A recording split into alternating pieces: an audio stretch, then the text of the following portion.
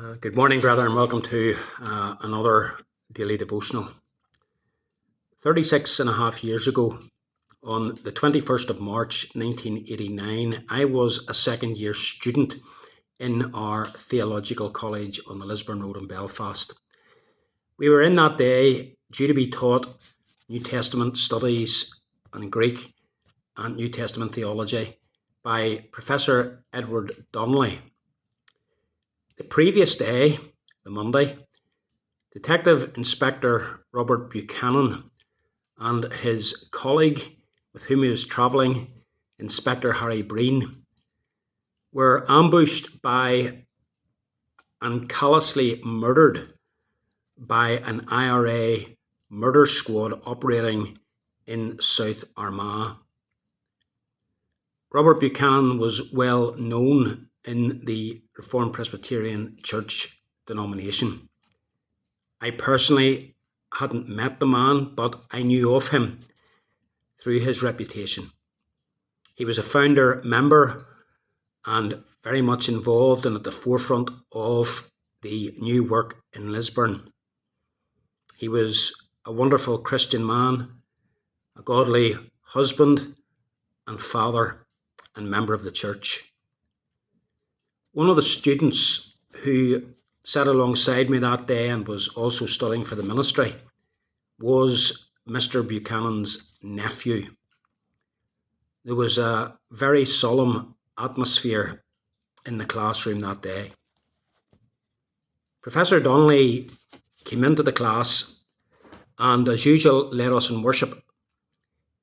He read the whole of Psalm 37, didn't comment on it, prayed, and then dismissed us, telling us that there would be no classes that day as we would mourn the loss of this dear Christian man.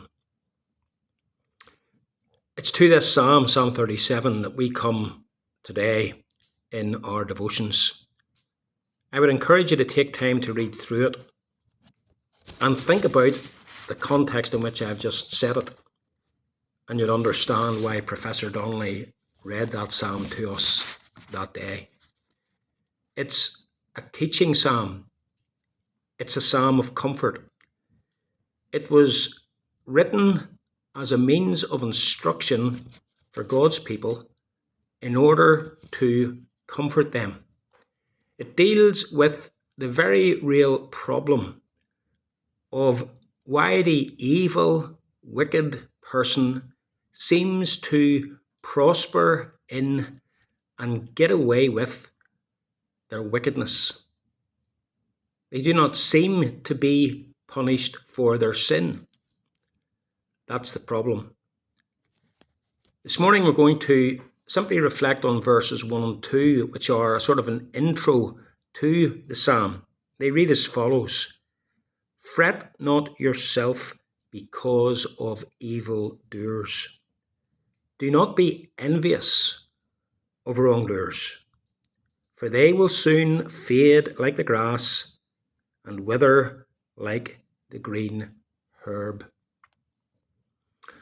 Although it isn't stated directly in the opening words of this psalm as such, it's clearly implied, and as you go through the psalm you'll see that it becomes even clearer, that the inaction of God at the wicked acts of evil men who seem to prosper and succeed in their wickedness is the problem that David is addressing. It is something that he himself had wrestled with. The writer knew what it was like to feel as though things just weren't right. He had seen people who were evil and who had wickedly schemed against him, and he had seen them succeeding. David himself had suffered as a result of the sins of others against him, and it seemed as though those who sinned against him were prospering and weren't being punished. God seemed to be inactive. God seemed to be doing nothing. David, in time, however, came to see that these people would eventually die, and after they died, they would be punished. So he comes to this counsel: do not fret yourself because of evildoers. Do not be envious of wrongdoers. They will soon fade like the grass and wither like the green herb. He's got more to say further on in the psalm, and we'll come to that in subsequent days. But maybe, like David, maybe you have been the victim of someone that has been attacking you. The victim of maybe wicked scheming, wicked actions, wicked words. And it seems to you that God is doing nothing about it. That those who have acted in such wickedness are being let off by God. Let me assure you, brethren, God isn't inactive. He is not letting people off with their wicked schemes. He may not yet have punished them. He may not even in this life punish them. But like the grass, they will soon fade. Like the green herb, they will soon wither.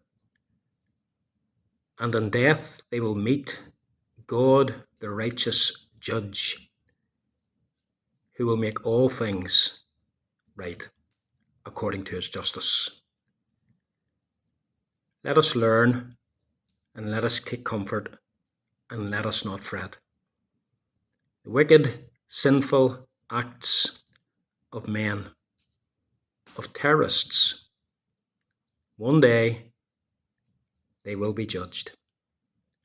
May God instruct us, may he give us comfort, and may he enable us not to fret because of evildoers. Every blessing.